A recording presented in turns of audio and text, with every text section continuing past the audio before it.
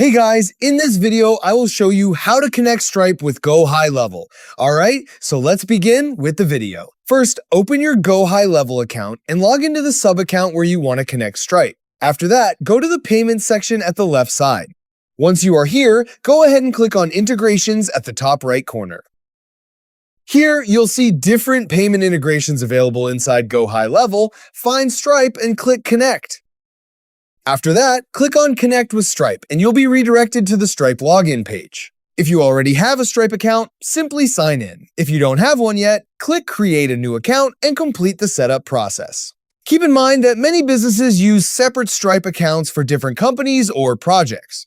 Once you select or log into the Stripe account you want to use, click Connect. You'll then be redirected back to GoHighLevel, where your Stripe account will now appear as connected. And that's it. So that's basically how you can connect Stripe with GoHighLevel. So that's all for this video. See you in the next one. Thanks.